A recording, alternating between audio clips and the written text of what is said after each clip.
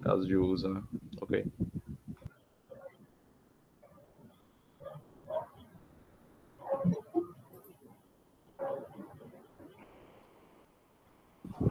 Júlio pegou o break, foi, professor?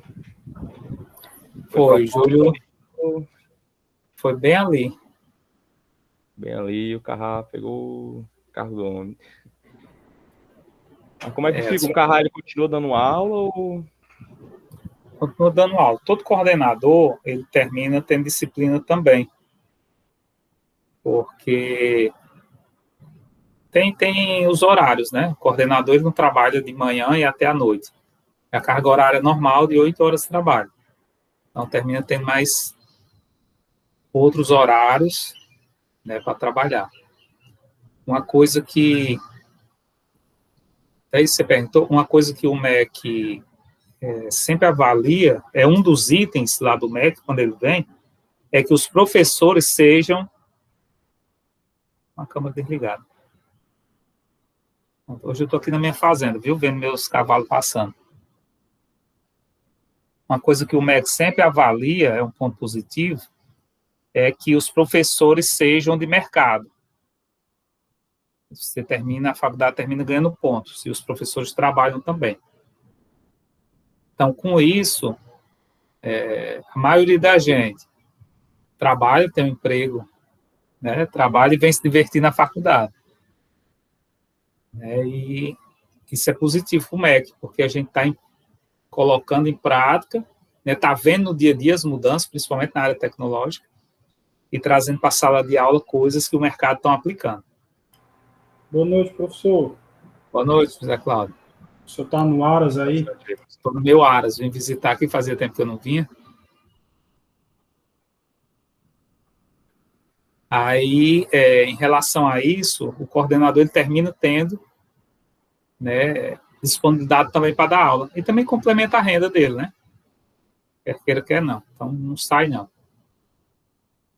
Se tiver muita disciplina, ele termina reduzindo, mas eu acho que não é o caso dele. Vamos lá. Vou compartilhar aqui de novo.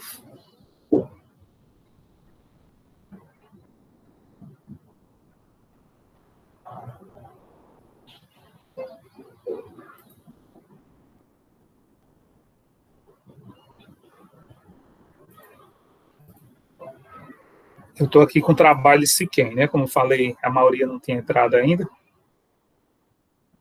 Eu só recebi 3.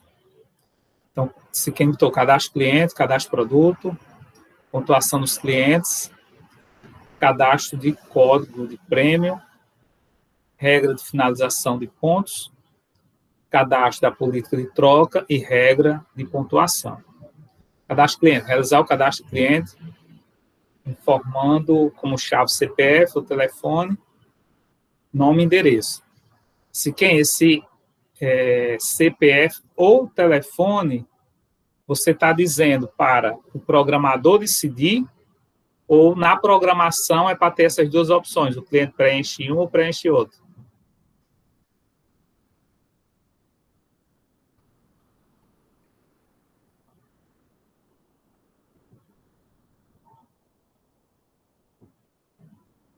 Se quem foi jantar? Oi, professor. Na verdade, o cliente deve preencher ambos, né? Seria mais apropriado.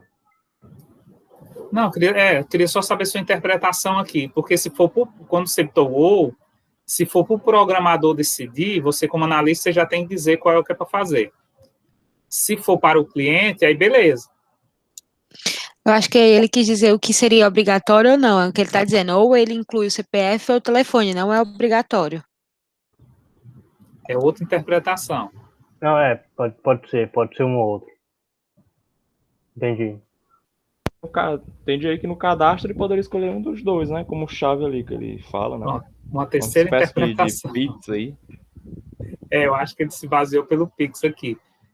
Interessante, uma coisa tão simples, teve 3 interpretações aqui, ó. Né? Então, quanto mais detalhe no requisito, menos dúvida gera. E o pior, então, as 3 são válidas, professor? Aí depende qual é o que o cliente quer. As 3 são válidas. Mas qual é o que o cliente quer? né? Interessante. Se ficar aqui para o programador, o programador vai decidir se ele vai botar como chave CPF ou vai botar como chave telefone. Aí pode ser que na programação ele bote CPF, a chave, no banco de dados está todo estruturado para o CPF, e o telefone seja um campo lá não obrigatório. Aí quando chega o cliente diz, não, eu queria que o telefone fosse obrigatório. Aí ferrou tudo. Aí quando você bota as duas opções, ou um ou outro, o que preencher primeiro, mas o outro fica sendo obrigatório. É outra opção.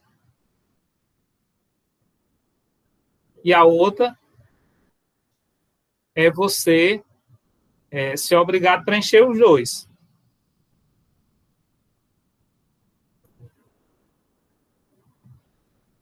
Um simples detalhe, né? Já gera uma discussão. Então, quanto mais detalhar aqui, não tenham vergonha em digitar, em escrever. Cadastro produto. Realizar o cadastro produto, sendo este o código da descrição, informando o código ou a quantidade de pontos por compra.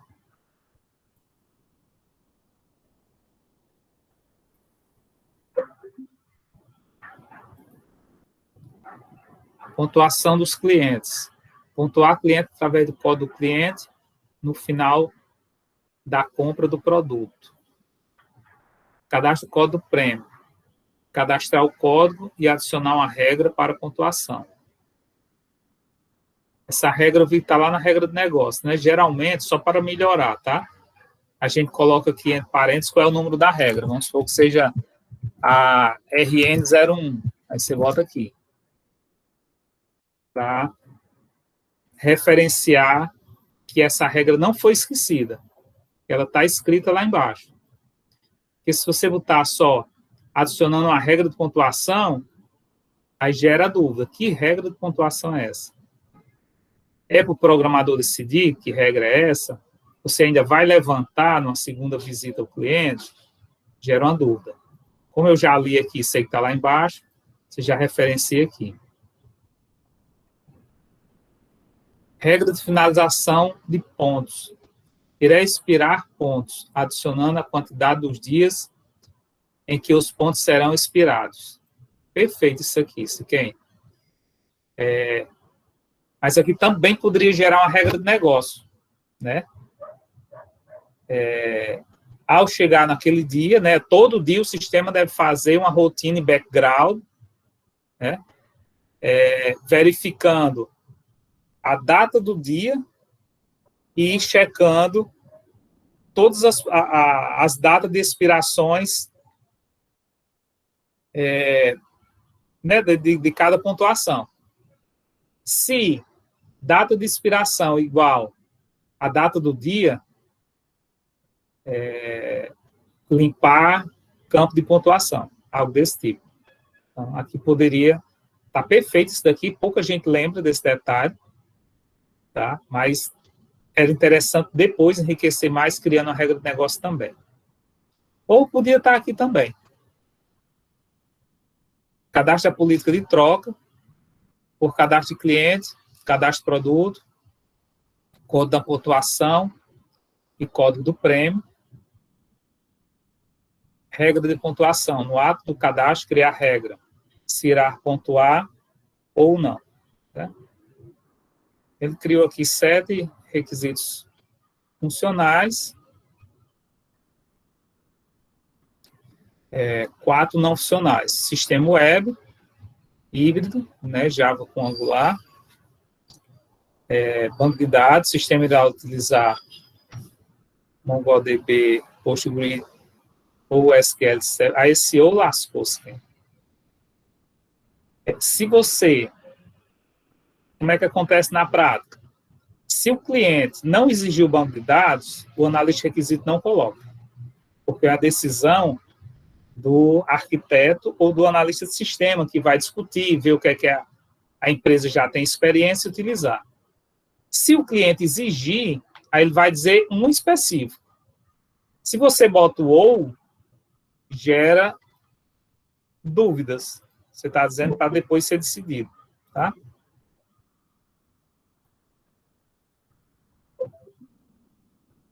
Aplicação web. O sistema deverá possuir uma função para consulta de pontos, sendo acessado somente pelo usuário do sistema. Para aplicar aplicação mobile, o sistema deve possuir. Ficou faltando alguma coisa aqui.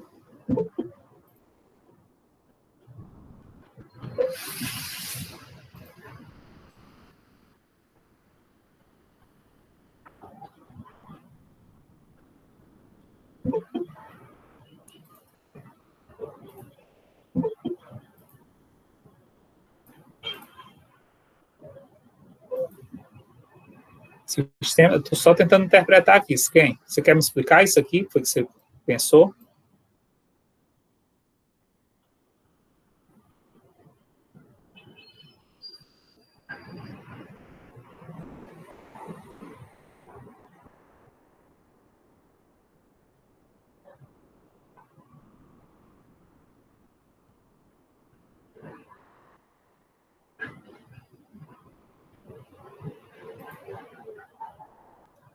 Quem está por aí?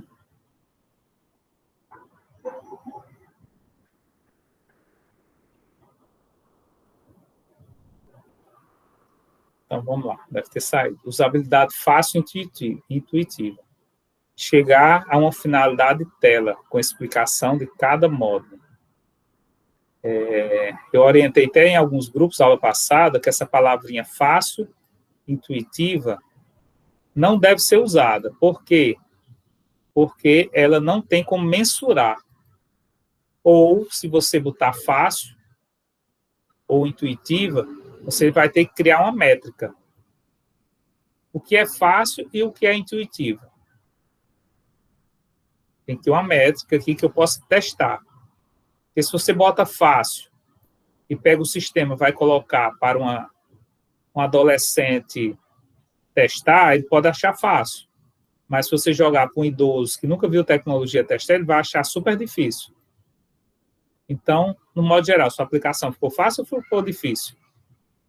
Então, tem que ter uma métrica de avaliação. Lá na aula que a gente fala de requisitos não funcionais, tem um mapazinho onde fala exatamente sobre essas métricas. Então, basicamente, o trabalho de quem foi esse. Alguém tem alguma pergunta? Professor, eu estou olhando o trabalho aqui em paralelo, e aí eu estou com uma dúvida. Ele informa aqui no requisito que o cadastro do cliente tem que ter o nome, o e-mail, o celular e o nível, certo? Eu quero dizer que todos esses campos são obrigatórios. Eu posso colocar, tipo, sistema, cadastro cliente com os seguintes dados obrigatórios. Em resumo, ou eu coloco a informação ao lado de cada campo? Pode ou não tem no texto. Não tem uma regra. Não tem uma regra. Não, você tem, da forma que você escrever, você tem que parar e pensar, peraí, quem vai ler, vai compreender isso que eu coloquei? E se eu colocar, sei lá, que o campo telefone só vai aceitar 11 caracteres? Eu também descrevo, ou eu posso colocar, sei lá, também. telefone, 2 pontos, aí 11 caracteres? Tem que ser um textinho mesmo. É bom um textinho, para ficar mais claro.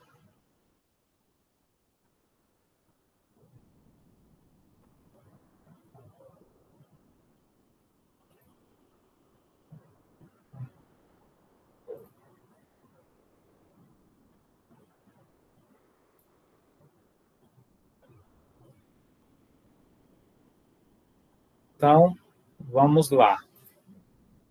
Caminhar no nosso... Professor, só uma dúvida. Pois não, se eu monto todas as regras de negócio, termina. Né? Monto os requisitos funcionais, não funcionais, as regras de negócio. Fica alguém responsável, só uma dúvida mesmo, fica alguém responsável por tentar, por assim dizer, otimizar mais assim as frases, os textos, para deixar mais claro para quem vai receber o programador, no caso? Geralmente, como é que acontece? O analista de requisitos escreve e passa para o analista de sistema. O analista de sistema faz uma avaliação e ele vai devolvendo para o analista de requisito. Não ficou claro, está gerando dúvida, a interpretação não está legal, e joga para o análise de requisito corrigir.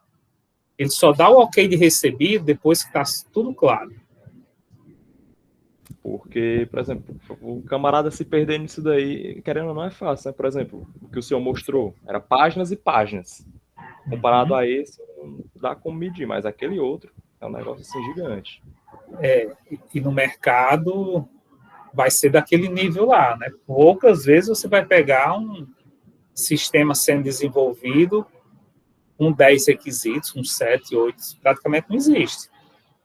Não existe. Semana passada eu levantei o requisito de um sistema bem simples para controlar.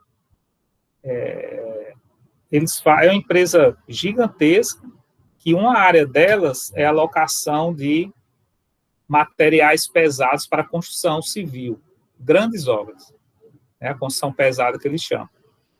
Aí eles alugam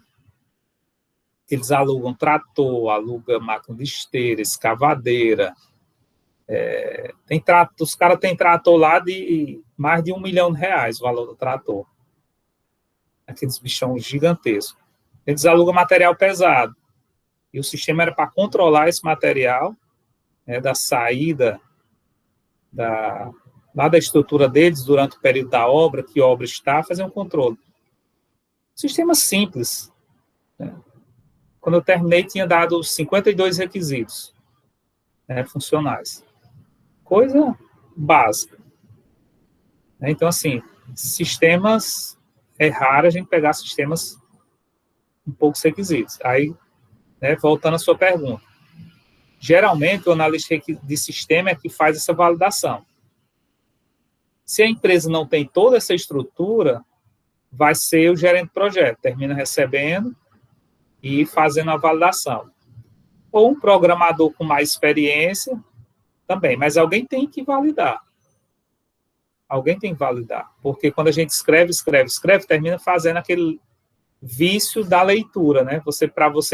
Parece que está cego e está tudo correto. Aí outra pessoa lê, acha um bocado de detalhezinhos.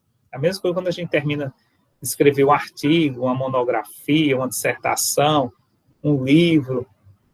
Alguém tem que, de fora do processo, ler para achar esses errozinhos. Obrigado. Professor, eu estou com outra dúvida. O perfil de acesso, ele é um requisito funcional ou não funcional? Funcional.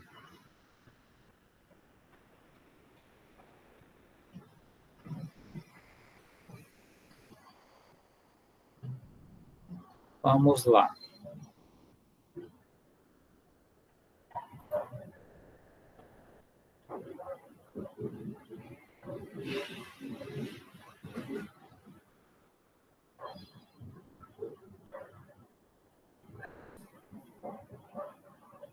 Compartilhar aqui. Pessoal, hoje a gente vai ver, né, dar mais um passozinho, depois de feito os requisitos funcionais, os não funcionais, as regras de negócio.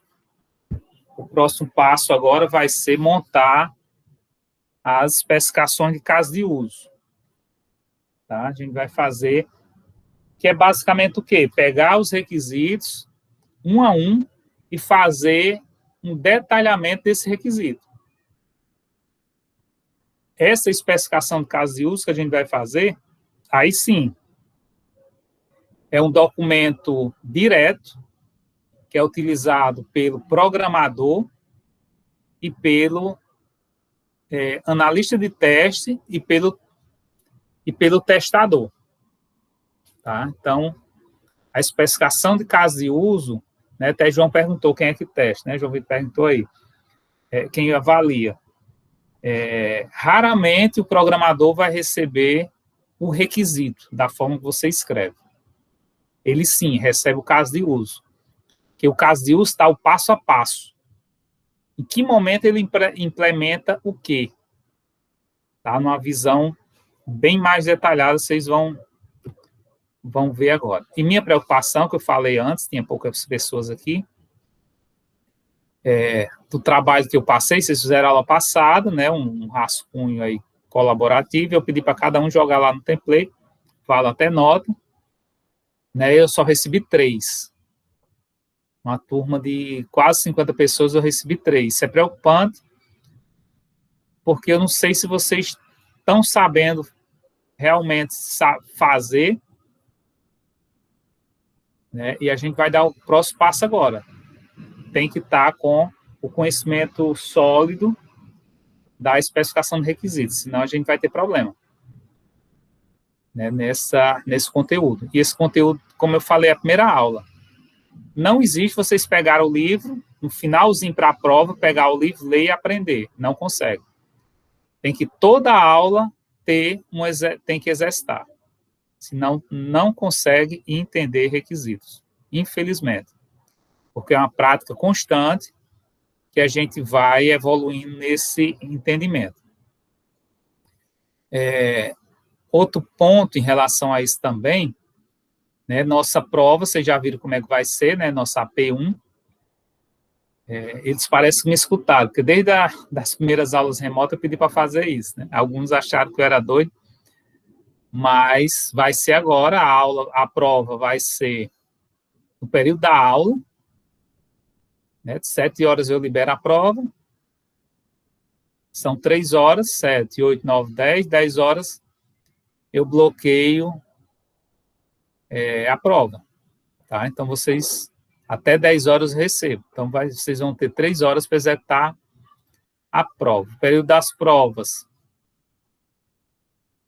vai ser... Vou pegar aqui.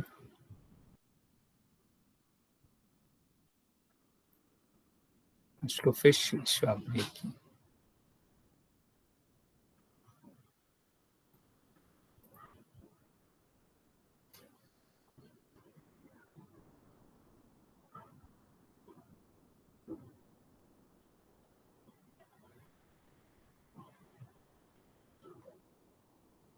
A P1 vai de 7 de abril a 13, né, que pega aí praticamente de uma quarta a terça. Então, o nosso vai ser dia 13, que é uma terça-feira. 13 de abril é nossa AP1, tá? Libero 7 horas, 10 horas a gente encerra, tá? Então, para isso, tem que estar afiado.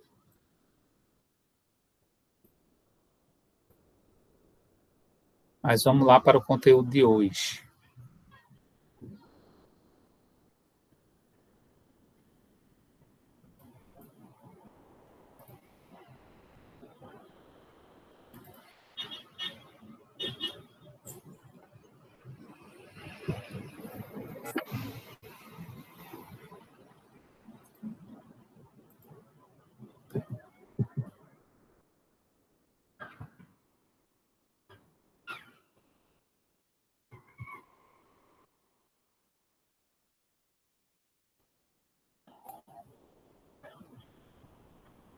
Compartilhar aqui com vocês. Eu vou pegar a sugestão de João Vitor aí, né? Ele, no início da aula, falou que alguns professores estão fazendo e eu não estava fazendo ainda, na realidade, nunca fiz. Que é pegar o e-mail institucional de vocês e colocar lá quando eu abro a agenda, lá no Google.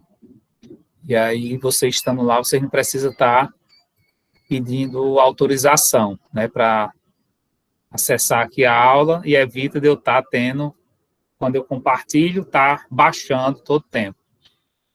Então, depois, se vocês puderem botar aí no chat o e-mail Unifamet de vocês, vai facilitar para mim, porque quando termina a aula, ele gera um arquivo, tudo foi conversado no chat. Então, para mim é mais fácil, só pegar e jogar lá.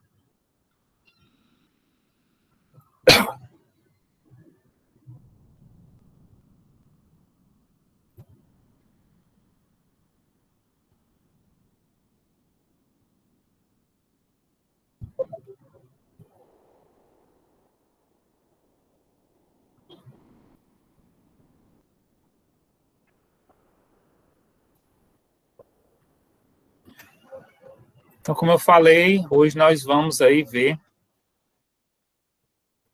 Caso de uso. Esse bonequinho aí não é minha foto, não, viu? Pode ser que pareça, mas vocês vão entender lá na frente por que é.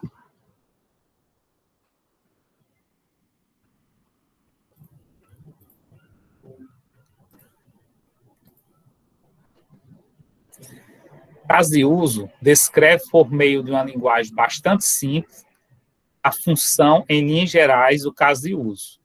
Né? A especificação do caso de uso descreve por meio de uma linguagem bastante simples a função, em linhas gerais, do caso de uso. Quais atores interagem com o mesmo, quais etapas devem ser executadas pelo ator e pelo sistema,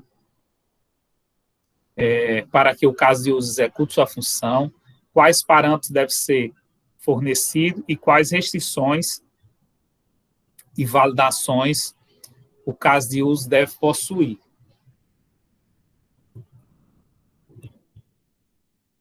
Vou pegar aqui algumas palavrazinhas. Atores. Para cada caso de uso,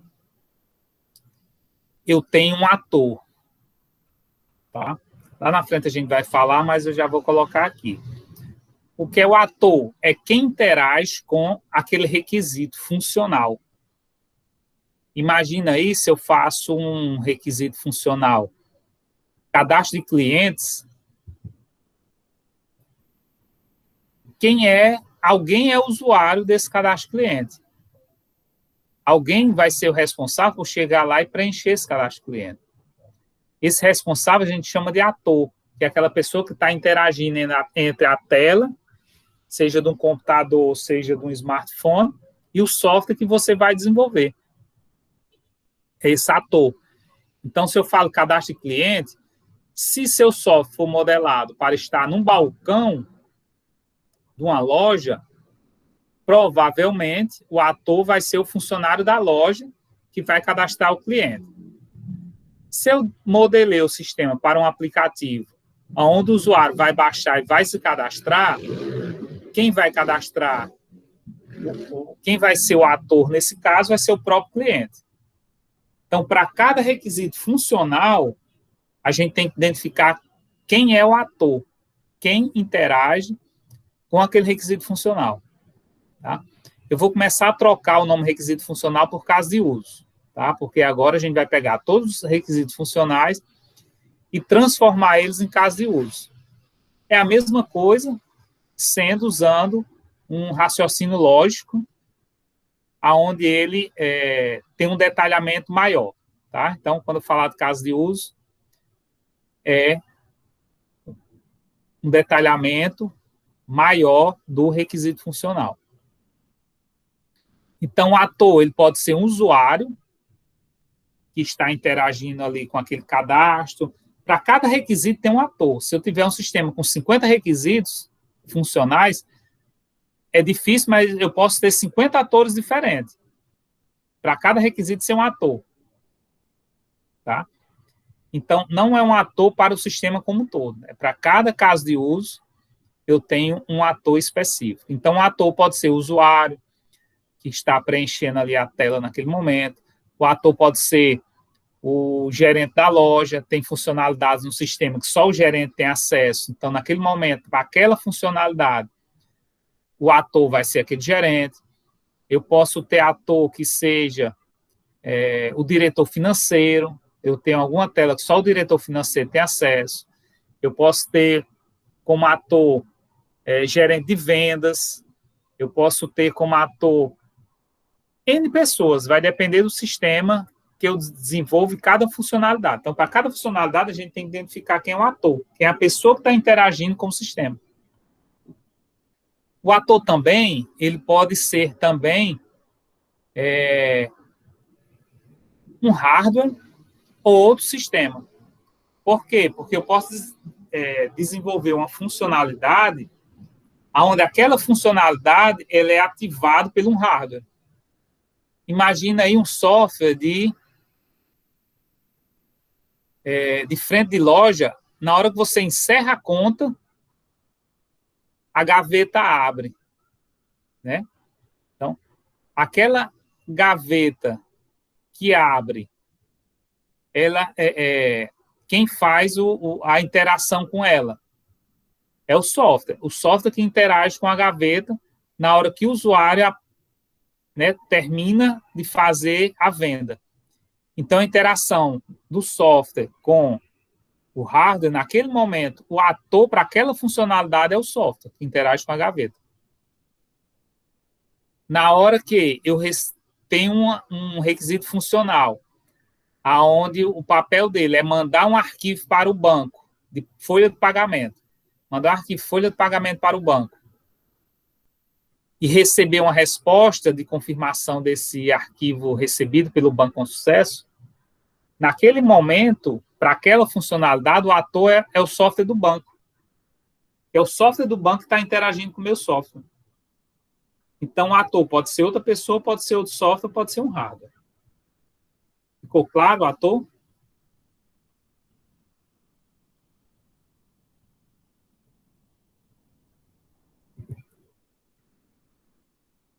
Não existe uma forma específica, né, de fazer uma especificação de caso de uso. Dentro da literatura, pode ser uma descrição passo a passo, pode ser através de uma tabela.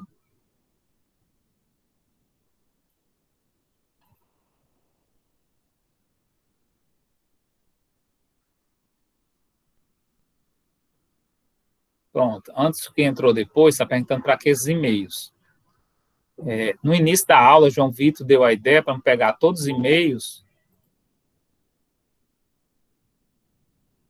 No início da aula, João Vitor deu a ideia para pegar todos os e-mails, como alguns professores fazem, e colocar lá no agendamento da aula, porque aí eu não preciso estar minimizando a apresentação para dar permissão para vocês entrarem. Como eu não fiz uma planilhazinha para vocês botarem lá, como alguns professores fez, botem aqui o e-mail institucional de vocês, que eu subo lá na agenda. É mais rápido do que esperar eu fazer alguma rotina para isso.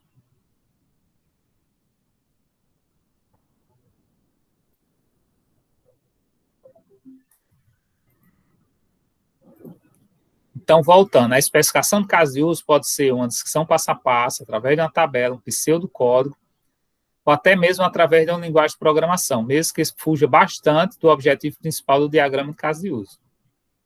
Não tem uma regra específica, existem várias formas de fazer, tá?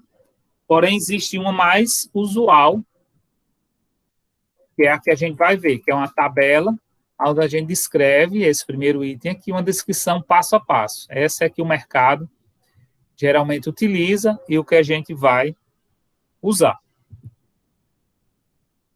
Também, antes de ver a tabela e como a gente vai fazer, para ficar claro que existe dois tipos de caso de uso, né? O caso de uso, eu tenho dois tipos de caso de uso, não. Dentro do caso de uso, eu tenho um fluxo principal e tenho um fluxo alternativo, né?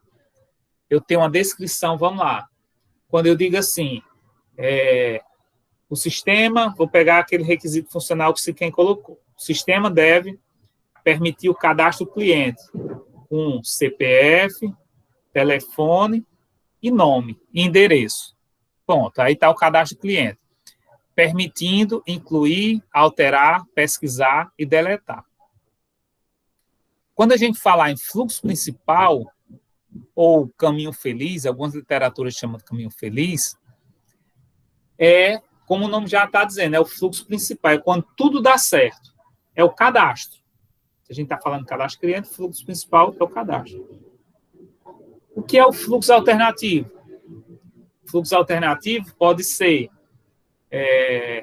o excluir cliente, pode ser o alterar cliente, pode ser o pesquisar cliente.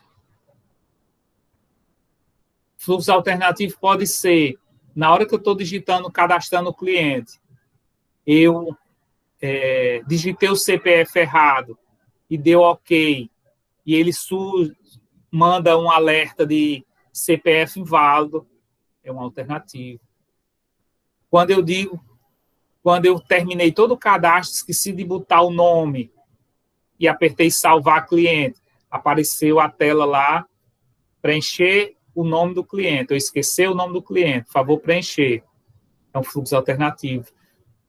Então, o fluxo principal é quando tudo dá perfeito o cadastro do cliente. O fluxo alternativo são outras rotas que eu posso seguir ou exceções que acontecem no meio do caminho. Tá? Quando diz aí, quando pensar em fluxo alternativo, estamos falando realmente de escolhas que o usuário pode fazer na execução de uma funcionalidade. Escolhas que alterarão o comportamento da funcionalidade. Então, quando eu digo lá, requisito funcional, ou especificação de caso de uso, cadastro de cliente. Fluxo principal é o cadastrar o cliente. Se o nome é esse, então o fluxo principal é o cadastro do cliente. Fluxo alternativo, deletar o cliente, alterar o cliente, campos preenchido errado, campos em branco, campos inválido. Onde era para ser número, eu coloquei letra. Onde era para ser letra, eu coloquei número. Todos esses possíveis erros têm que ser mapeado como alternativo. Né? Se vocês estavam achando que os requisitos funcionais bem detalhado era suficiente, né, para o programador não errar, no caso de uso, na especificação do caso de uso, a gente detalha mais ainda o que você quer que ele faça e todos os possíveis erros que o sistema pode, que a funcionalidade pode ocorrer. Quem programa, né, quem está na turma que já programa, sabe que esses erros devem ser tratados. O software, ele, por si só, ele não vem da estrutura dele, eu ia dizer da cabeça dele, né, da cabeça dele, que uma tela está em branco, que um cadastro está errado, não. O programador tem que ir lá e tem que colocar essa codificação, isso é código. Então, esses possíveis erros, o analista de requisito tem que colocar na descrição do caso de uso. Alguma pergunta? Professor, eu já vi quando a galera vai desenvolver, por exemplo, um aplicativo mobile ou mesmo um aplicativo web, eles costumam fazer mockups, sei lá, por exemplo, usando o Adobe XD, eu acho, chama, e costumam colocar todo um fluxo lá de possíveis caminhos de cada tela, né? Isso aí conta como um substituto ou então um equivalente para essa tabela que o senhor estava explicando?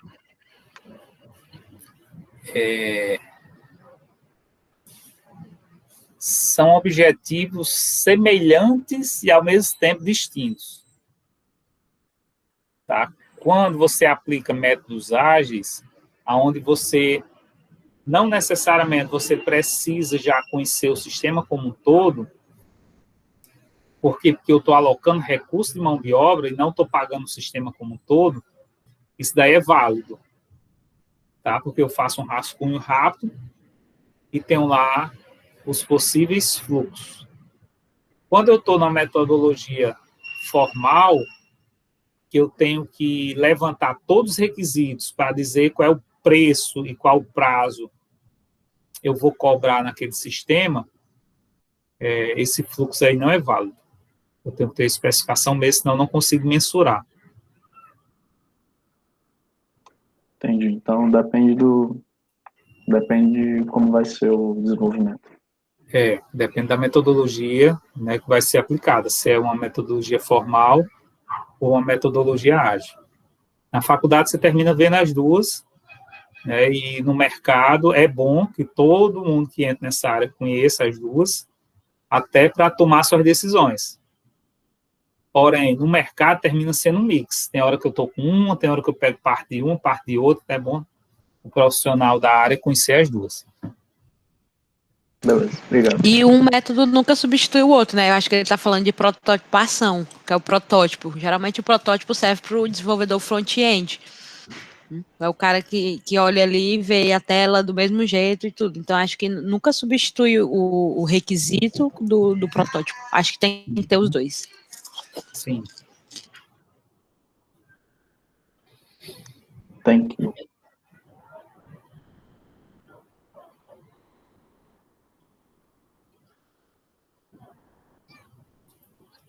Mais alguma pergunta? Então, vamos lá.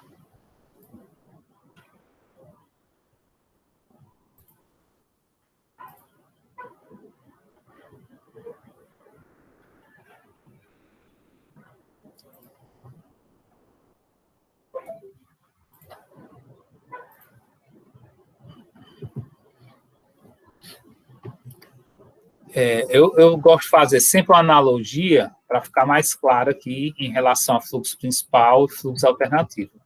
É analogia. Imagine o requisito funcional.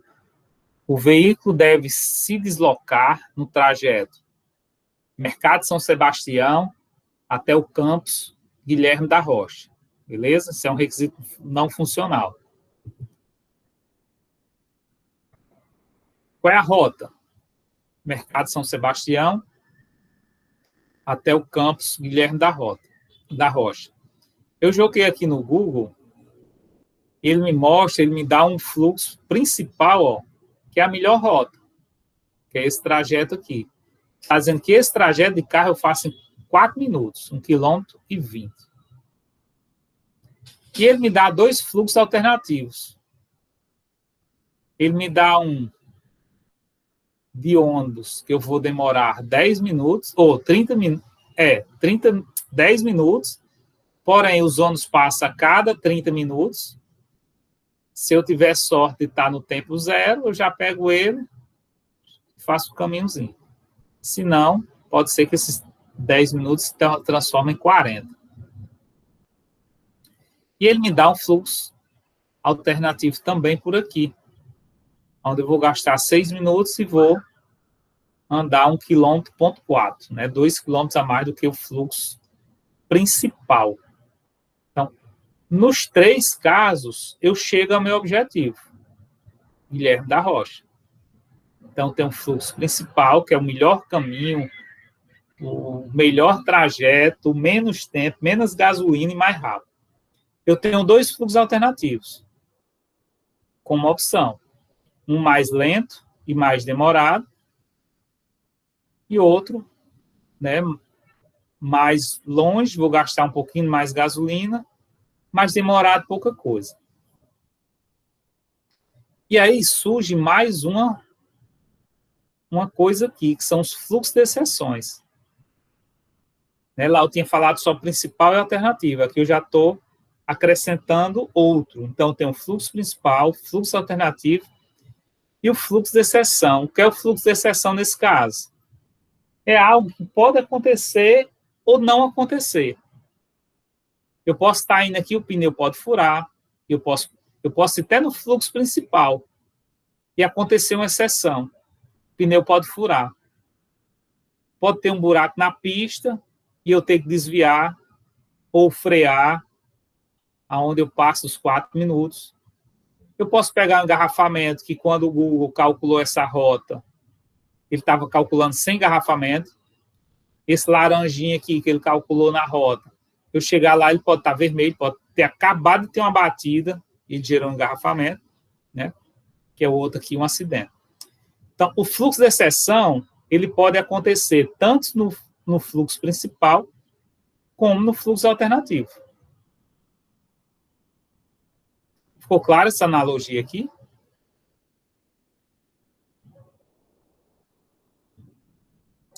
Muito claro.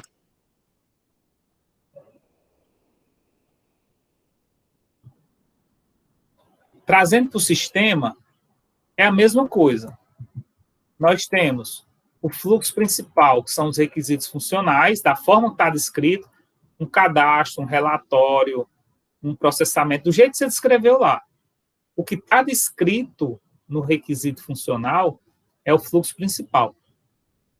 Cadastro cliente, cadastro fornecedor, cadastro produto, cadastro de faculdade, cadastro, todos os cadastros relatório de fluxo de caixa, relatório de pagamento, relatório final do mês, relatório de chuva, qualquer relatório, tudo está aqui dentro, fluxo principal. O que é o fluxo alternativo? São os outros caminhos, que é deletar um cadastro, alterar um cadastro já feito, fazer uma pesquisa, são os alternativos do principal. E o que são fluxos de exceção? Tanto pode acontecer no alternativo, como pode acontecer no principal. É aqueles dados que eu falei lá. Eu estou no caminho principal, no fluxo principal, fazendo um cadastro. Mas quando eu salvei, apareceu CPF em branco. Por favor, preencher o CPF. Então, esquecer de preencher o CPF, o usuário esquecer, ele é uma exceção, porque ele pode acontecer no alternativo, pode acontecer no principal. Esquecer de preencher qualquer campo obrigatório, são fluxos de exceção. Um CPF digitado errado, porque o campo CPF tem que ser validado, e é um detalhe que tem que ser colocado nas regras de negócio. CPF deve ser validado conforme regra da Receita Federal. Hoje já tem muito código-fonte que ferramentas que já faz esse código-fonte, não, softwares de desenvolvimento que já faz essa regrazinha do CPF, né, as máscaras lá. Antigamente a gente tinha que baixar o plugin da Receita Federal de acordo com a linguagem para fazer essa validação. Telefone, a máscara do telefone tem que ser dito também, que precisa ter máscara no telefone. Né, quando acrescentou um 9 a mais nos celulares, né, do Brasil, complicou. Por quê? Porque as máscaras não tinham esse 9 a mais. Então, teve que fazer uma atualização aí de campo e de banco de dados e todo o sistema. Então, fluxo principal é basicamente a descrição do requisito funcional. Fluxo alternativo são as outras rotas que podem ser implementado dentro daquele requisito. E fluxos de exceção são, como o nome já está dizendo, exceções que podem acontecer tanto no alternativo como no principal. Alguma dúvida? Eu gosto de bem mastigados nisso aqui para ficar mais claro. Se tiver uma dúvida, pergunta que eu repito tudo de novo. Não tem problema. Fluxo de exceção é tudo aquilo que atrapalha o fluxo principal ou alternativo? Eu não diria que atrapalha, mas o que não permite é quase a mesma coisa, né? Não permite que ele se realize 100%. Então, vou puxar aqui uma queda de energia. Seria um fluxo de exceção? Seria uma exceção. Seria? Seria.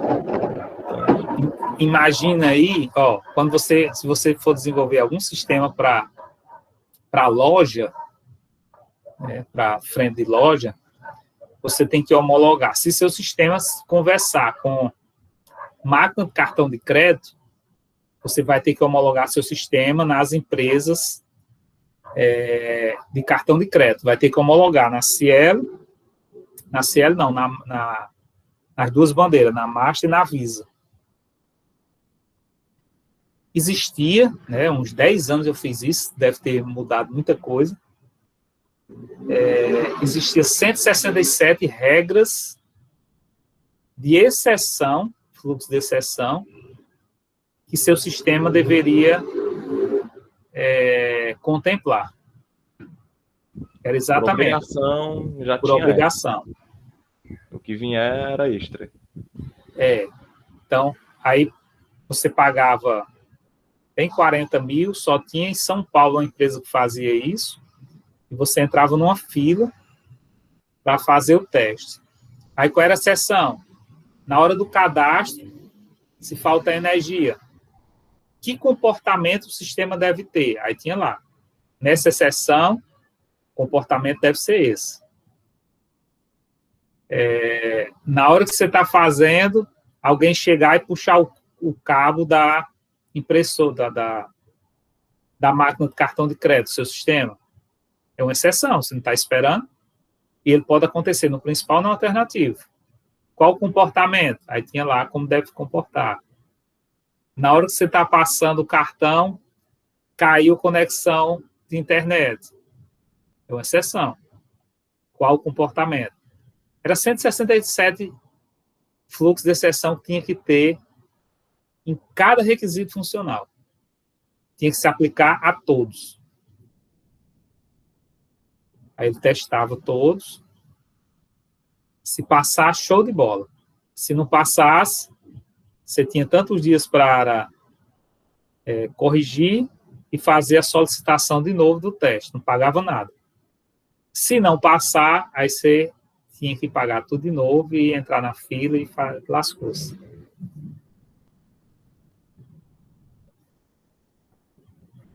Então, é muito complexo. Às vezes, você pega um sistema com 50 casos de uso, para cada 50 requisitos funcional, para cada requisito funcional, você vai ter um caso de uso ou mais. Aí, se você pensar que cada caso de uso, eu tenho fluxo principal, 5 ou 6 fluxos alternativos e uns 30 ou 40 fluxos de exceção, imagina aí o tamanho desse documento. Então, geralmente é bem complexa a documentação de software. Mas todas as possibilidades têm que ser levantadas. O que é que acontece na prática na empresa? A empresa vai ganhando uma maturidade e já começa a ter como padrão já uma sequência de fluxos de exceção, aonde a gente começa a reutilizar, né? E aí, um ou outro caso, a gente termina incluindo, mas a maioria das vezes termina sendo padrão. Vamos lá para um caso. Vou pegar aquele caso do picolé. Deixa eu até abrir aqui, aquele caso do picolé que eu falei aula passada.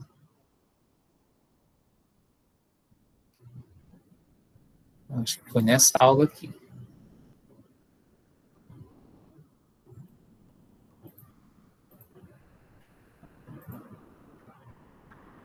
Não, não foi.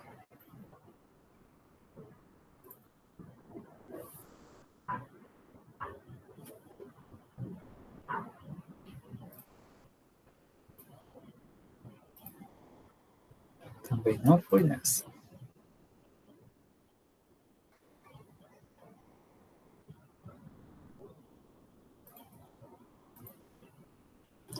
Pronto. Eu dei esse exemplo aqui aula passada, o cadastro picolé, né? Um sistema com 2 requisitos funcionais. Cadastro picolé. O sistema deverá permitir o cadastro picolé com os campos ID, decisão, sabor, peso, valor unitário, classificação e ingredientes, permitindo cadastrar, alterar e pesquisar.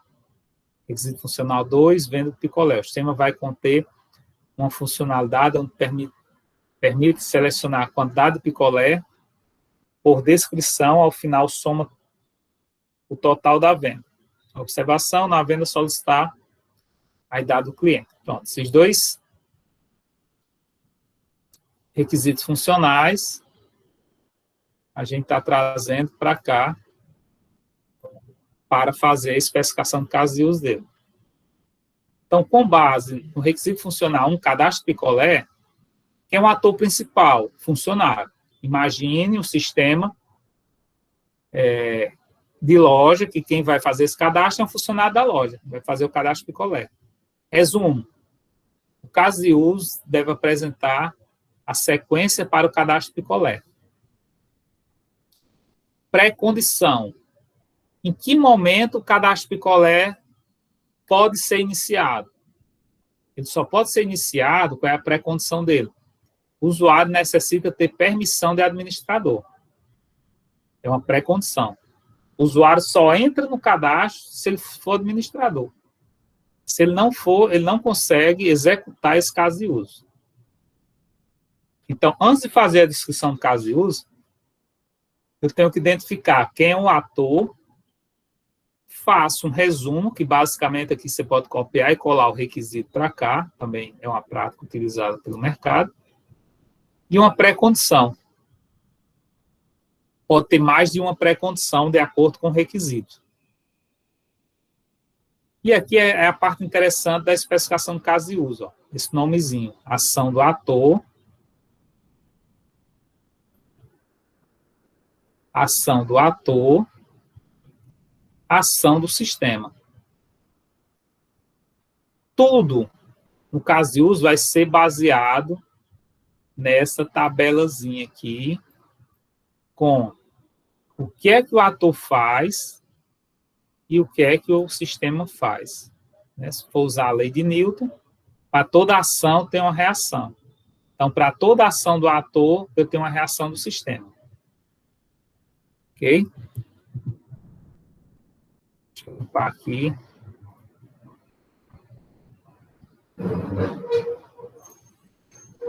Voltar. Então, eu começo. Vamos lá. Ação do ator. O ator abre o cadastro de picolé no sistema. Vocês vão perceber que é o passo a passo, é pegar na mão do programador. Quando o ator, tem um ator funcionário, abre o cadastro de picolé no sistema. O que é que o sistema deve fazer?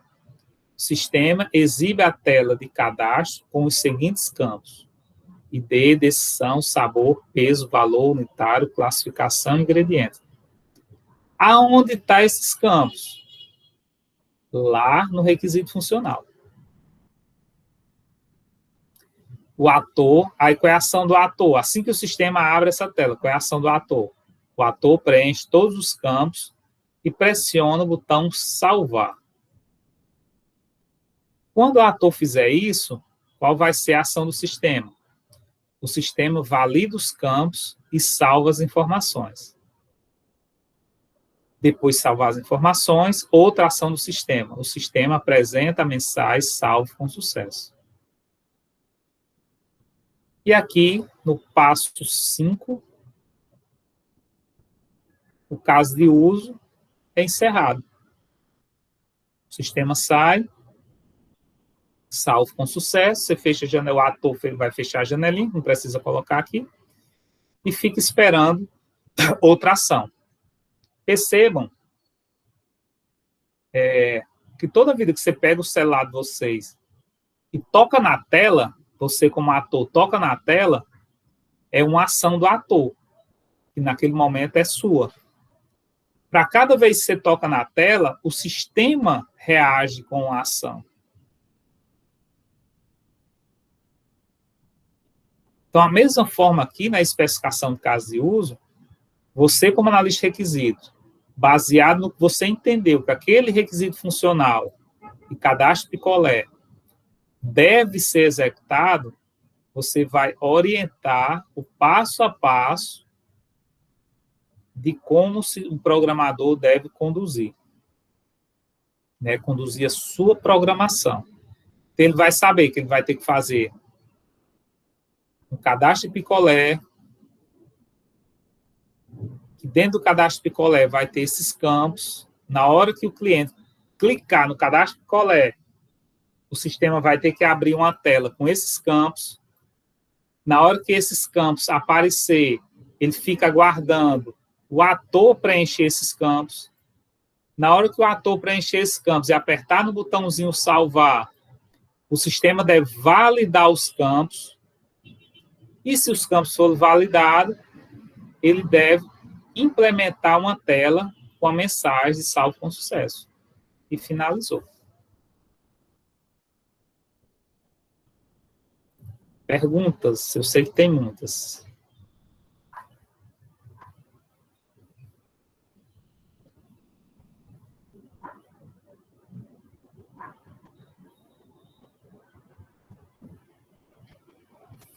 Eita, deixa eu minimizar aqui, saber se eu estou conectado, a internet caiu. Tô.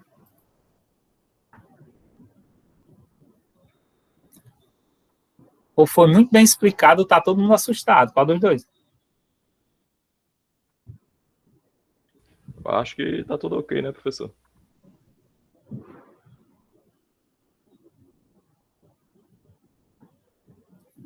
O que é esse 00 aí? Não entendeu nada?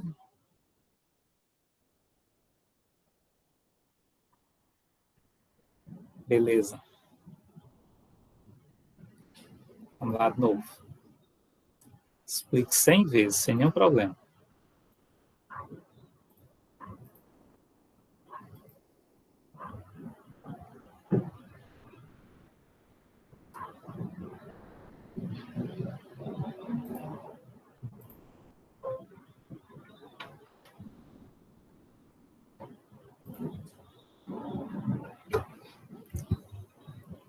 Só voltando aqui, lembrando que nós estamos falando desse requisito funcional aqui, cadastro picolé. O sistema deverá permitir o cadastro picolé com os campos ID, decisão, sabor, peso, valor unitário, classificação e ingredientes, permitindo cadastrar, alterar e pesquisar. Então, a especificação do requisito dele, como é que será?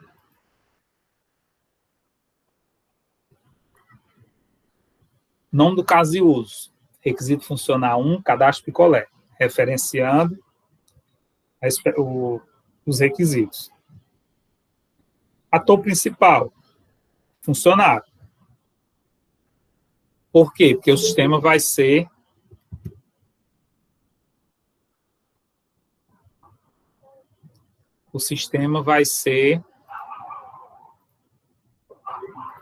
utilizado pela sorveteria, né? Então, o funcionário que vai preencher o cadastro picolé. Resumo. O caso de uso deve apresentar a sequência para o cadastro picolé. Mais uma vez, aqui pode estar a especificação do requisito aqui, não tem problema. Pré-condição. O que é a pré-condição? É uma condição que deve ser satisfeita para o funcionário aqui, como ator, possa entrar na execução do caso de uso. Então, nesse caso, uma pré-condição. O usuário necessita de permissão do administrador. Se ele não tiver como administrador, ele não consegue entrar aqui e realizar o cadastro. Com essa condição aceita, vamos lá. Eu tenho que ter, isso é uma regra, na especificação do caso de uso, ação do ator e ação do sistema. Para cada ação que o usuário faça, que o usuário aqui é o ator, ele chama de ator, ele não chama de usuário que eu falei, o ator pode ser uma pessoa, pode ser outro software, ou pode ser um hardware. Então, para cada ação que o ator executa, o sistema responde de alguma forma. O exemplo que eu dei, quando você está mexendo no seu celular aí, você é o ator nesse momento, você está navegando, está lá no Instagram, cada vez que você aperta na tecla, no talk screen dele para solicitar alguma ação, o sistema responde com alguma ação. Então, essa tabelinha que a gente constrói. Então, vamos lá. Como é que o cadastro picolé se inicia? O ator abre o cadastro picolé no sistema. Ele vai lá, se tiver uma barrinha, que é aí para saber se é uma barrinha em cima ou lateral, ou se é uma campo de tela de consulta, a gente só vai saber quando fizer o layout da tela. Nesse momento, a gente não tem. Então, o ator abre o cadastro picolé no sistema. Assim que ele abrir, qual vai ser a ação do sistema? O sistema exibe a tela cadastro com os seguintes campos: ID, decisão, sabor, peso, valor unitário, classificação e ingredientes. Que esses campos aqui vão estar lá no requisito funcional 1. Depois que o sistema apresenta esses campos, a tela com esses campos, o ator vai preencher. O sistema fica paradinho lá, aguardando o quê? O ator preencher todos os campos e pressionar o botão salvar. Apertou o botão salvar, o sistema valida os campos e salva as informações. Depois, o sistema apresenta a mensagem salvo com sucesso. E aí finaliza esse caso de uso. Lembrem sempre de uma tabelazinha onde eu tenho a ação do ator e a ação do sistema. Esse é o grande segredo da especificação do caso de uso. É tá percebendo. O ator fez o quê? Fez tal coisa. Vixe, o sistema vai fazer o quê? Vai fazer essa outra coisa. Depois o sistema fez isso. O que é que o ator tem que fazer? E fica nesse bate e volta aqui até ter uma ação final. No caso aqui, o sistema apresenta a mensagem salvo com sucesso. E isso se tratando do fluxo principal, não é isso, professor?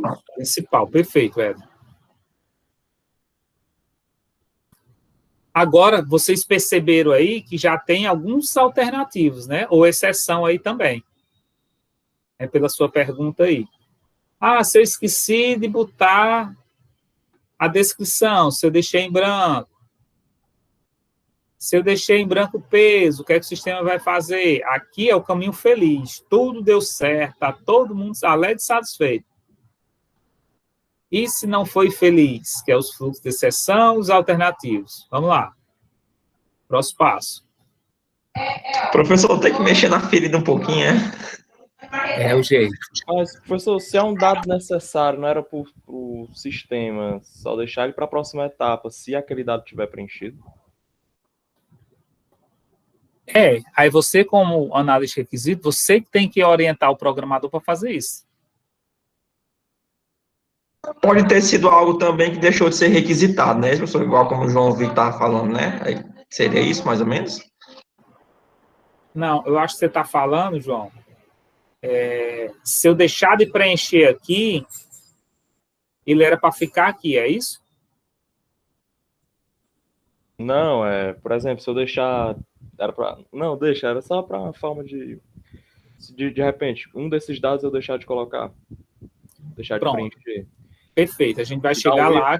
Aí ir para um fluxo... A gente vai para a exceção. Tá ok. Como eu falei, o fluxo principal, ou o caminho feliz, tudo deu certo, eu preenchi tudo correto. Aquele usuário perfeito que não existe, aquele usuário que não acha erro, ele bateu na mão do usuário, ele acha os erros. Aparece tudo, quebra tudo. Então, vamos aqui para uma exceção, um alternativo. Eu vou pôr a primeira alternativa aqui, o editar. Eu já fiz o cadastrar no principal e eu fiz o primeiro alternativo, editar. Fluxo principal é o mesmo, ou o ator, quer dizer, é o mesmo.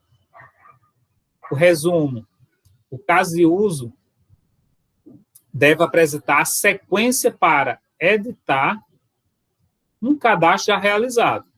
Eu não tenho como editar um cadastro que não foi realizado ainda, né? Pré-condição. O usuário necessita de permissão para editar. Ter, no mínimo, um cadastro. É uma pré-condição.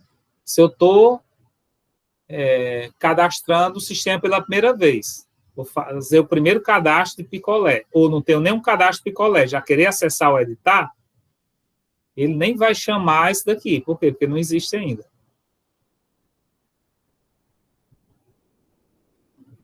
Ação do ator. O ator abre. Editar cadastro de picolé no sistema. O que é que o sistema vai fazer? O sistema abre a opção de filtro. Aí eu criei aqui, né? Código e ou nome. Ou eu coloco os dois, ou um dos dois. Assim que eu colocar isso, perceba na mente de vocês aí, para aí. Fecha os olhos, todos, faça esse exercício aí. Fecha os olhos. Imagine na cabeça de vocês um cadastro de picolé. A tela de um sistema na mente de vocês de cadastro de picolé. Fazer igual aquelas aulas de meditação. Imagina aí na cabeça de vocês uma tela de cadastro de picolé. Imaginaram?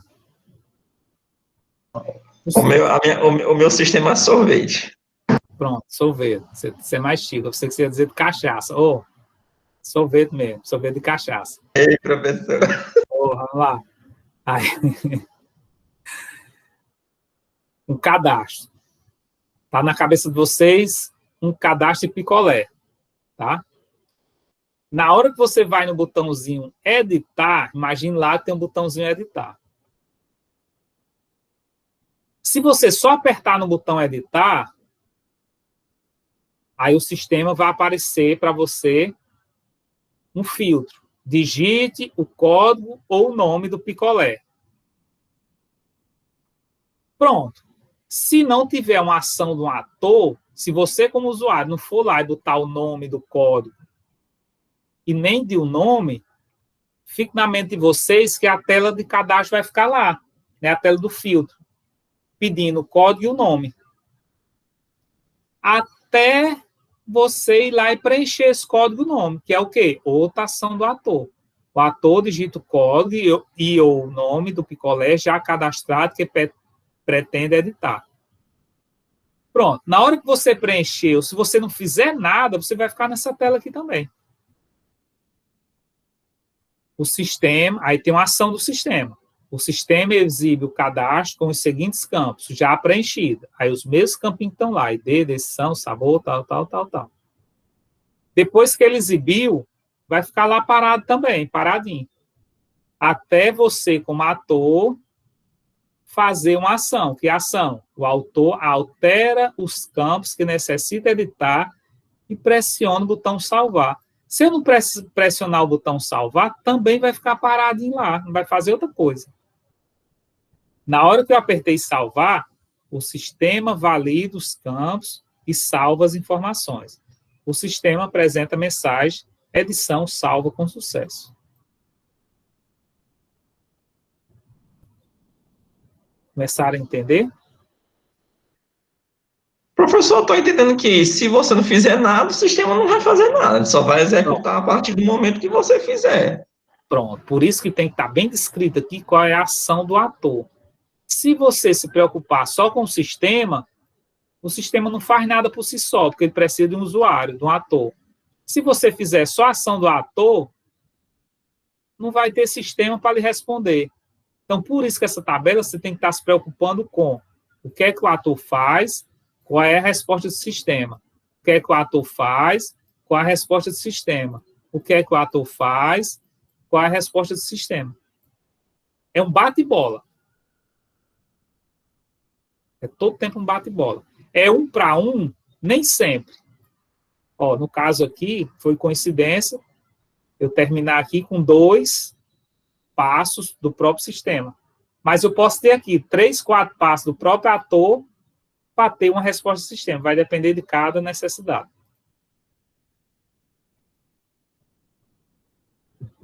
Eu posso ter outra alternativa, o pesquisar.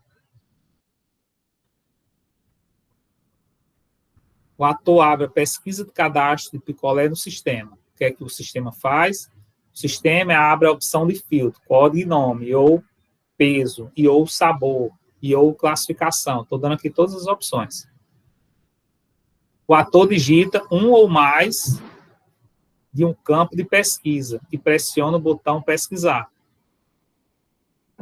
O sistema exibe uma lista em PDF com as informações, né, ID, decisão, peso, valor, classificação.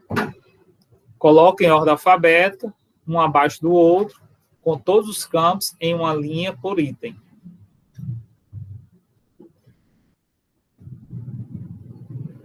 Uma observação de orientar o programador para fazer dessa forma. Eu posso ter outro alternativo, o excluir.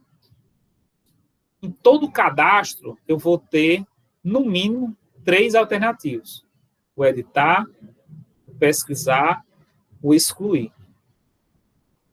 Ou professor, esse excluir, desculpa, estou atrapalhando, professor. Esse excluir, eu me lembro que o senhor é muito detalhista nessa questão de excluir.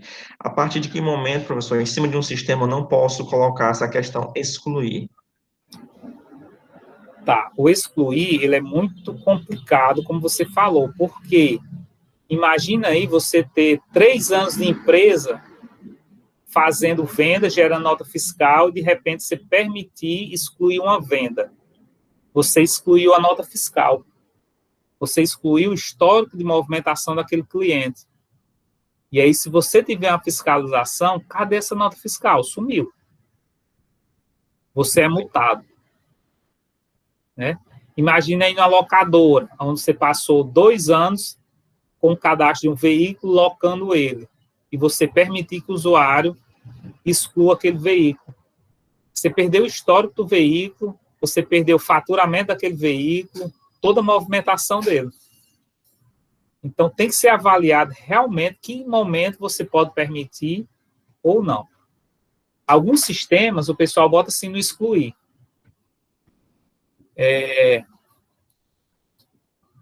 Quando você vai excluir, vamos supor, vai excluir o picolé. Aí, a primeira ação do sistema, vamos aqui, ó, vamos nesse excluir picolé aqui, que eu entro nesse detalhe. Remover, né, professor? Remover o picolé, né? Que não gostei daquele sabor, quero remover, né? Mas vamos aqui nesse detalhe, ó. O ator abre, excluir cadastro picolé do sistema. O sistema abre a opção filtro, código e ou nome. O ator digita o código e ou nome do picolé já cadastrado que pretende excluir. O sistema exibe o cadastro com os seguintes campos já existentes. Aí preenche todos os campos. O sistema apresenta a mensagem. Deseja realmente excluir o cadastro? Sim ou não? O ator seleciona sim. O sistema apresenta a mensagem excluído com sucesso. Imagina aqui o seguinte, ó. Na hora que ele coloca o código e o nome, o sistema, vamos supor que o passo 4 aqui, o sistema exibe o cadastro com os seguintes campos, tais. No passo 5, eu vou trocar. Eu vou dizer assim, o sistema apresenta a mensagem. Esse picolé já contém movimentação para esse picolé. Então, o mesmo não pode ser excluído. O que é isso? Se eu fiz um cadastro e já fiz pelo menos uma venda desse item, na maioria das vezes, é melhor você não permitir que ele seja cadastrado. Ou que ele seja excluído. Mas se eu acabei de cadastrar e errei alguma coisa, quero alterar, aí eu permito alterar. Se eu não tenho nenhuma movimentação. Mas se eu já fiz a movimentação, ferrou. É complicado. Ei, Marcelo, mas não teria que ter um fluxo de exceção não para tratar isso? Ele não é uma exceção, porque a exceção é algo que possa ocorrer no principal ou no alternativo. Aqui realmente é um alternativo. E é uma decisão, é mais uma regra, tá? É mais uma regra de negócio que você pode ter aqui, ó. Você pode ter aqui, aplicar regra de negócio 30, um exemplo. Aí, nesse momento, ele vai chamar a regra do negócio 30. Estou chutando aqui. O que é que vai ter lá na regra do negócio 30? Caso o cadastro já tenha uma movimentação, não permitir excluir. Ponto.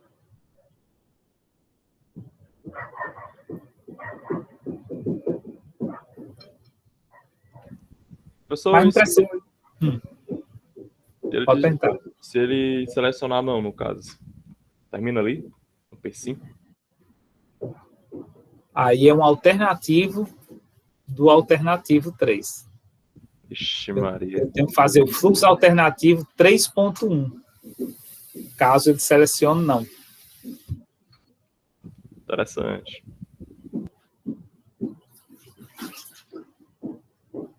Mas essa questão aqui que Éder perguntou, né, e foi colocado aí,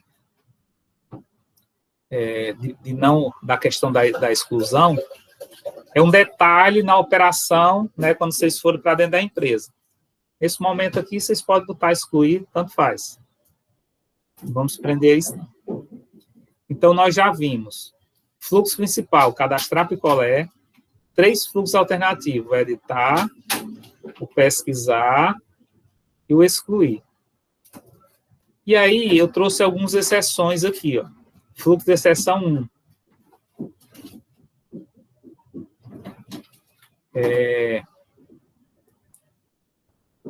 Não tem nenhuma ação do ator.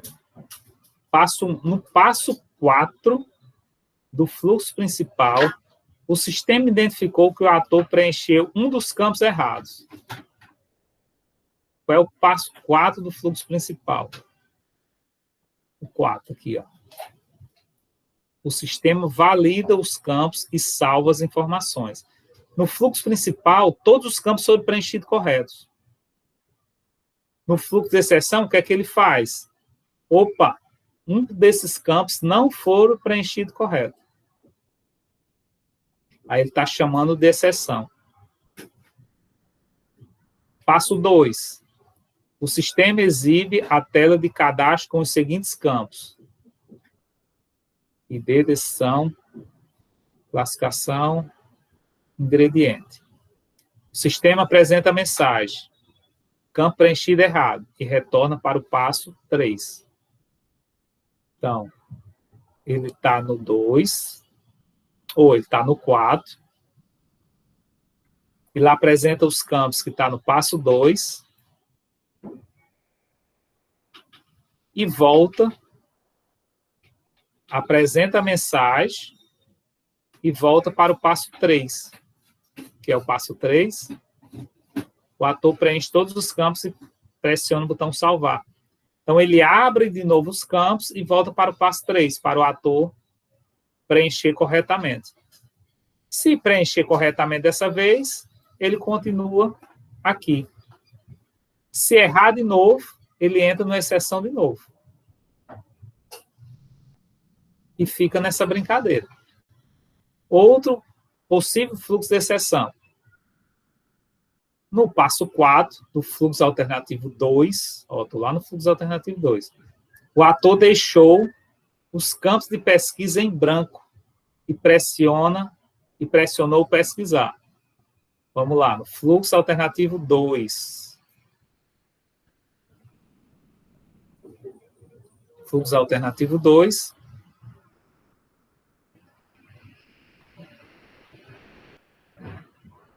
O ator digitou um ou mais dos campos pesquisar e pressionou o botão pesquisar. Então, ele está dizendo que ele deixou os campos em branco, não preencheu nenhum e simplesmente apertou o botão pesquisar. Se ele fez isso,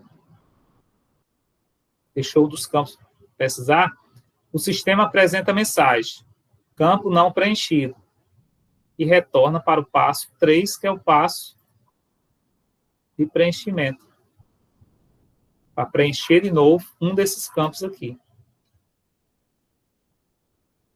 Pessoal, pode ser complexo, né? Porque a gente fica nesse vai e volta, mas só aprende como? Exercitando. Não tem outra forma de aprender a não ser escrevendo, botando a mão na massa. Vocês podem ler 50 livros, que não adianta. Tem que escrever, tem que botar a mão na massa.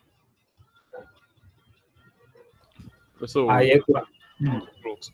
Mas o senhor falou que o fluxo alternativo ele pode possuir um fluxo alternativo, né? Por exemplo, tem um 2, 2.1, no caso de uma ação alternada. Pode. A minha dúvida é, por exemplo, se eu poderia pesquisar, o editar e o excluir. Eu poderia criar um fluxo alternativo exclusivo para uma ação desses três, por exemplo. Em algum momento eles cancelam a ação e eu mando eles diretamente para a tela de início, ou tela de cadastro. Eu deixar exclusivo para esses três. Ou não posso, porque o fluxo alternativo, sem ser os pontos, né, 2.1, 2.2, são exclusivos do fluxo principal. Todo fluxo alternativo é exclusivo do principal. Show. Lembra aquele exemplo aqui, ó. Né, que são outros caminhos, mas todos para chegar ao objetivo.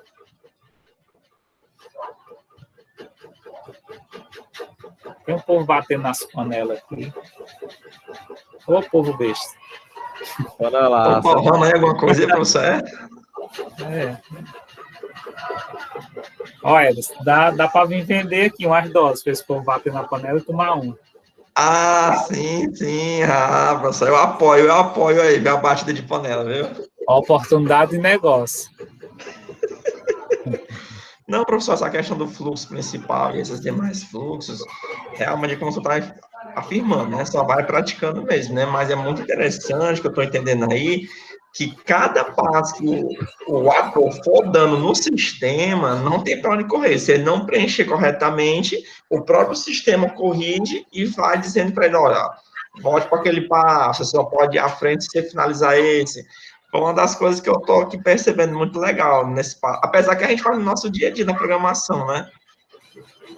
Perfeito. Você trouxe uma coisa aí, era isso que eu ia perguntar aqui. Quem programa, né? Quem é garoto ou garota de programa aí, já estão desenvolvendo, já começa a perceber que nunca tinha visto isso, já começa a perceber como facilita a programação, você com isso em mãos.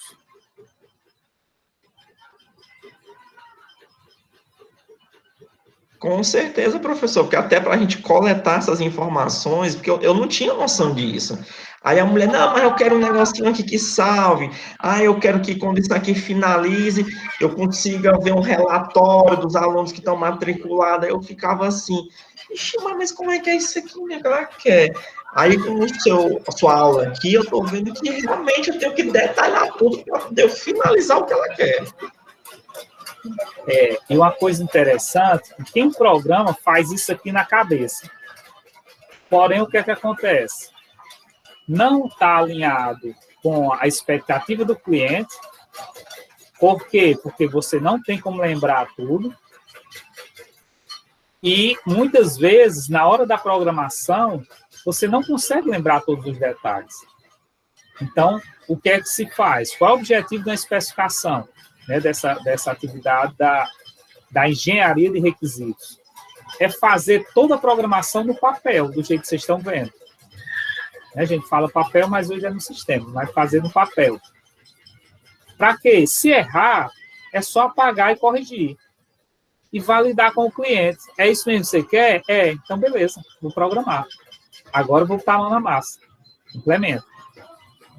Outro ponto principal.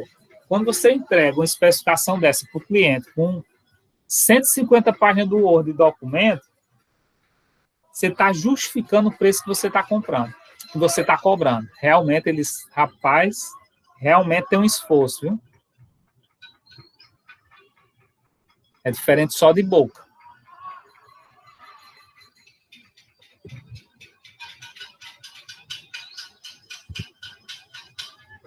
Eita, que a panelada aí tá é forte. Rapaz, pô, não tem o que fazer não, viu?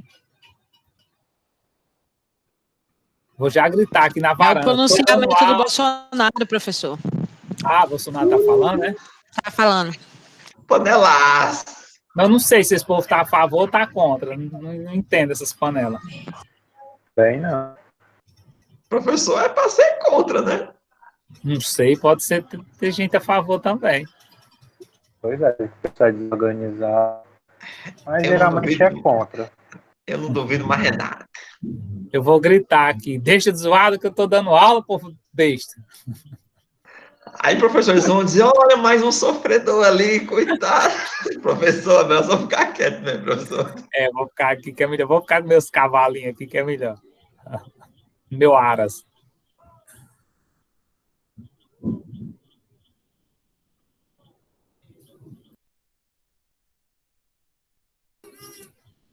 Vamos lá, perguntas?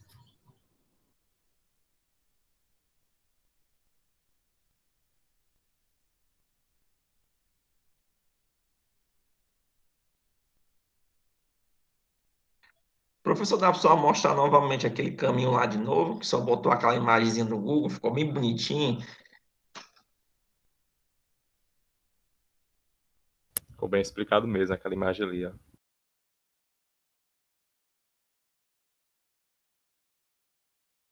Rapaz, o professor aí acertou de cheio, meu amigo. Tá perfeita essa imagem aí.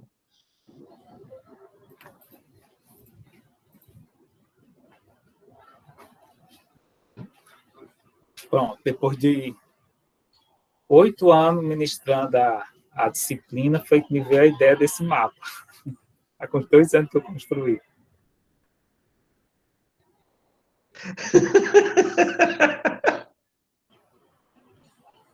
E antes o povo sofria para entender, mas aqui ficou mais claro. Então, assim, ó, fluxo principal é o melhor caminho. Tudo deu perfeito. Não teve problema nenhum. Se é um cadastro, cadastrou. Se é um relatório, puxou o relatório. Se é uma pesquisa, puxou a pesquisa. Se é um processamento, fez o processamento sem erros. Fluxo alternativo. Aconteceu alguma coisa que eu precisei aumentar a rota, ou precisei fazer um desvio, precisei esperar mais 30 minutos para poder sair, né? Precisei alterar um cadastro realizado, precisei excluir um cadastro realizado, precisei fazer uma pesquisa, são os alternativos.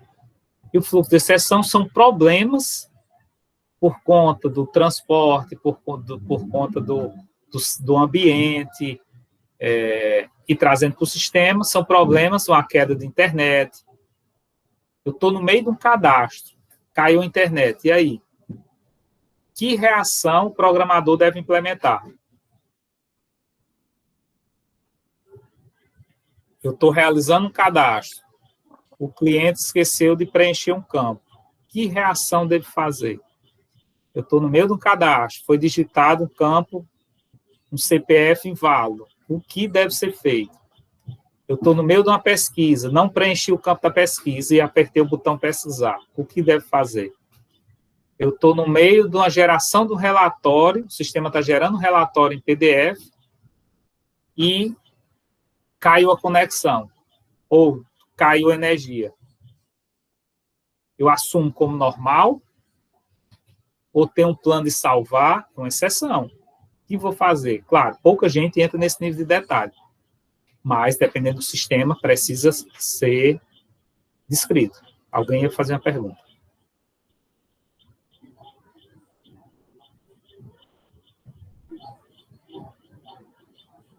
O Renan, não sei se o senhor respondeu, professor, mas o Renan ele fez uma pergunta no chat aqui. Ó. O senhor quer que eu leia para o senhor? Leia, por favor, que eu não vejo. Geralmente o cliente não acha chato porque ele tem que passar todas essas informações do que ele quer. Vamos lá. Se ele não passar o que ele quer, não tem como desenvolver. Ou a empresa vai assumir um risco gigantesco de criar uma insatisfação e ter um custo mais elevado no sistema, ou até inviável para desenvolver o sistema. Isso é muito comum para quem está iniciando. Tem uma conversa, Éder já passou por isso aí, tem uma conversa com o cliente, estou falando em Éder porque ele já é meu aluno há 12 anos, ele não sai da FAMED. Professor, não vai. Ele vai se aposentar na FAMED. Ei, professor, é porque o professor Leonardo quase não me solta, mas é porque as cadeiras do professor Leonardo é cruel. O homem já era para estar dando aula já era para ter sido professor da FAMED. É porque ele gosta muito da FAMED. Aí, o que é que acontece geralmente quem está iniciando? Tem uma conversa com o cliente e corre para programar. Quando chega para entregar o sistema ao cliente, o cliente vai falar, pai, não gostei dessa cor, esse campo não era para estar assim, altera isso aqui, aí você vai, altera e entrega. Aí ele começa a utilizar, vixe, isso daqui não fica legal, é melhor desse outro jeito. Cara, isso enche o saco e dependendo do sistema, inviabiliza o desenvolvimento. Imagina aí um sistema complexo, vocês não estão fazendo faculdade para fazer sistema de padaria, a gente usa até esses exemplos básicos para vocês começarem a entender, porque a maioria está na faculdade aprendendo, se não todos. Então, a gente usa o sistema básico. Na hora que vocês aprenderem, vocês vão estar capacitados para desenvolver sistemas complexos. Não é para sistemas simples, é sistemas complexos. Então, não tem como desenvolver sistemas complexos sem estar levantados os requisitos. Quando a empresa começa, ou o analista de requisito, ou a empresa começa a ganhar maturidade, essa interação com o cliente, ela é mais tranquila. Você não enche muito o saco do cliente, vamos dizer assim. Por quê? Porque você já está falando coisas, o que o cliente está falando você já sabe. Você está mais para validar e dar sugestões ao cliente. O principal papel do analista de requisito é levar sugestões e soluções para o cliente. Aí, no lugar do cliente achar chato, o cliente adora conversar com você porque você está trazendo soluções e ideias novas para ele. Realmente, você pegar um analista de requisito que esteja iniciando, sem experiência, para conversar com um cliente que não entende nada, aí vai ser cansativo. Realmente, você tem razão. Pode entrar no, por exemplo, no porquê das coisas, né, professor? Que a gente vai estar sempre colocando mais, programador lá, analista, vai sempre estar perguntando mais para o cliente.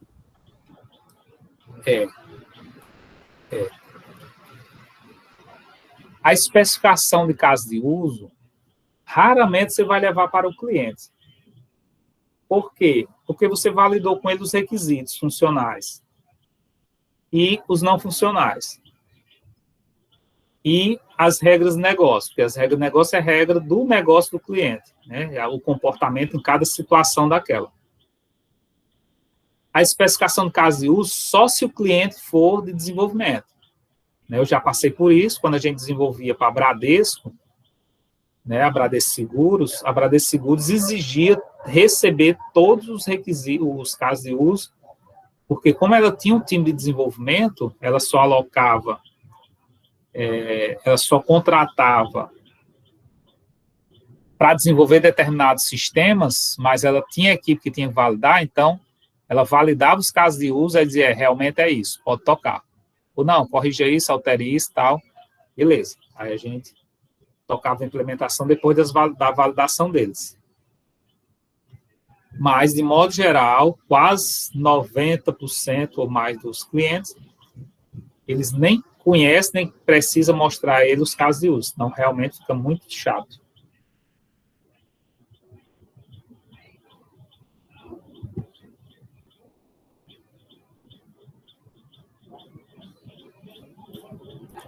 Tem mais aí alguma pergunta no chat? Alguém quer fazer?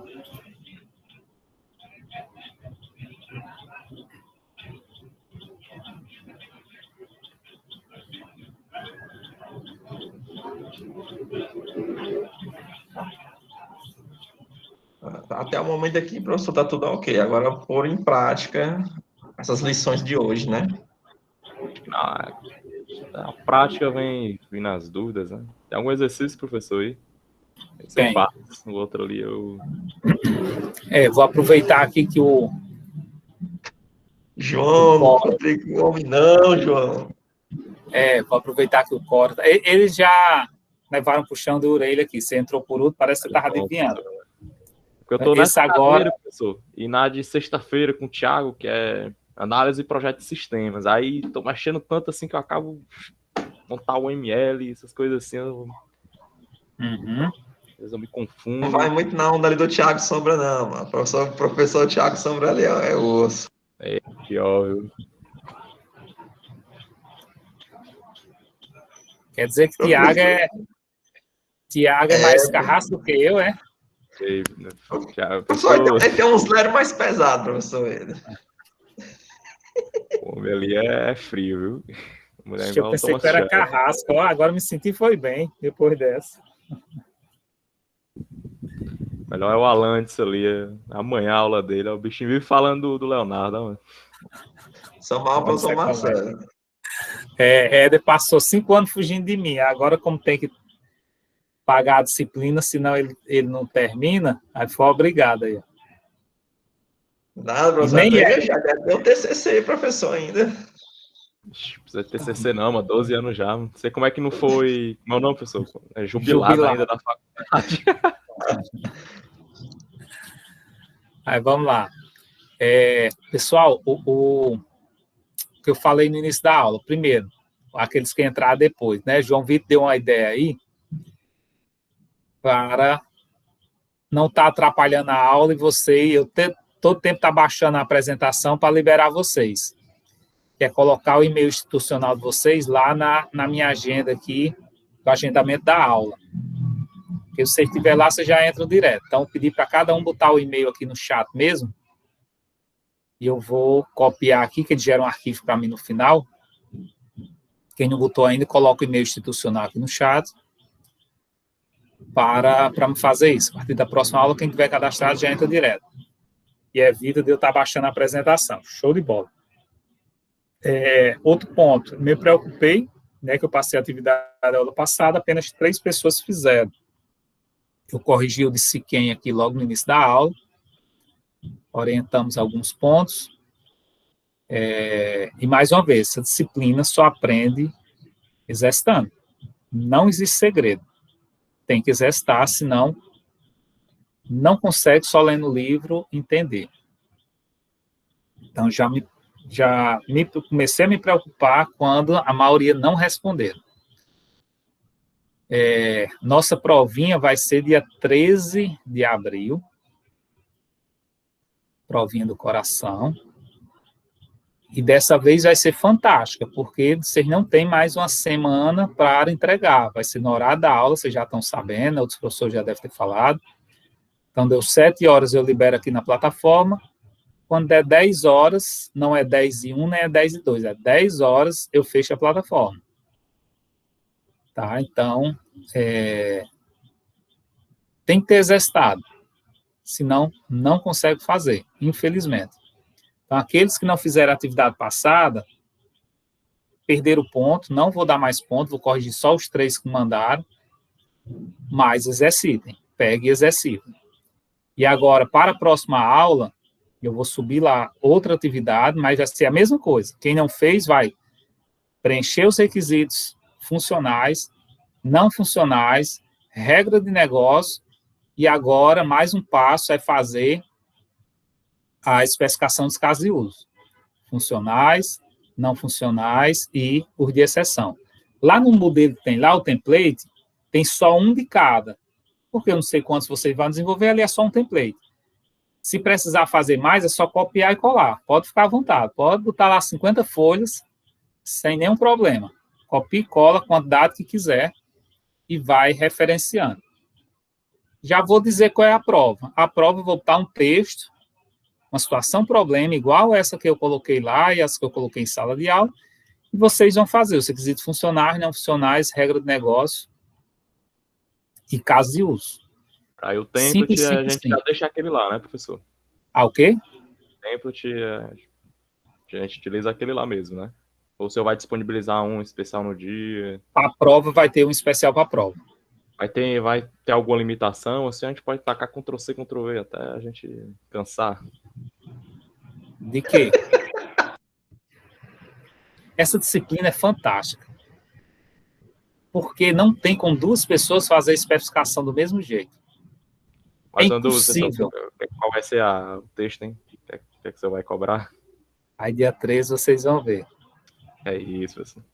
É impossível ter 2 provas iguais. Então, se chegar 2 requisitos iguais, 2 especificações iguais, qualquer coisa que cheire parecido, é 2-0, 3-0, 4-0. Já aconteceu numa turma de ter 19 zeros. E eu já aviso, está gravado aqui, eu já aviso. Nessa parte eu sou muito chato. Por isso que eu passo muito exercício e peço que vocês exercitem. Porque quem não exercitar não consegue responder. E é como eu venho falando, é andar de bicicleta. Vocês fazem, eu corrijo aqui, oriento, como eu fiz aula passada em cada grupo, fiz hoje com o disse quem, foi o que me mandou, a gente viu, corrigiu, discutiu e tal. Na próxima, ele já vai evoluir, os que estavam aqui na sala já viram, já vão melhorar, já vão dar um passo a mais. E é assim, próxima aula eu corrijo o trabalho aqui, se mais pessoas fizerem, meu intuito é ler um por um. Como praticamente não foi feito, mas próxima aula fizeram, a gente lê um por um, corrige, que aprende muito mais. Aqui você pode melhorar assim, aqui você pode melhorar assim. Especificar requisito é esse bate-bola. Vocês fazem, percebem alguma orientação, porque não tem regras claras. Para cada cenário vai ter um comportamento diferente. Então, é um trabalho coletivo. Professor, na prova, o senhor pode dizer o que o senhor vai querer ser cobrado? Vai ser só requisitos funcionais, não funcionais? Vai querer casos de uso? funcionais, não funcionais, regra de negócio, caso de uso. Quatro questõezinhas. Tá bom. Em sala de aula, quando dá 1 hora, tá todo mundo assim, ó, com a mão cansada de escrever. Aqui termina sendo mais rápido, vai ser digitado, né? Então, eu posso até esticar mais um pouquinho aí para vocês. Rapaz, essa disciplina do professor é igual namorar. Se não souber namorar, não aprende. Não aprendo. Tem que estar no sangue. Certo, pessoal? Vou subir lá a atividade. E para a próxima aula, vocês entregarem, eu coloco sempre no horário mais cedo, que é para quê? Para quando chegar na aula, a gente já está com as atividades aqui para a gente debater. Só uma dúvida, quinta-feira vai ter aula? Vai não, né? Tem não, já foi comunicado, feriado. Amanhã é cachaça até 0 hora, menino. Eita, cuidado, a polícia chegar lá, fechou o bar, não? Já a polícia lá? Professor, nós estamos meio delivery. Tem uma portinha lá dos clientes, tem a portinha para os clientes VIP, os flutuantes. Tá mais fechado, professor. Tá tudo fechado por aqui. E os que estão devendo, a porta é fechada. Estão devendo, a gente tem que para pagar. É fantasiar tudo de entregador. Qualquer coisa dizer que não, vem buscar quem encomenda no iFood. Valeu, pessoal. Boa noite.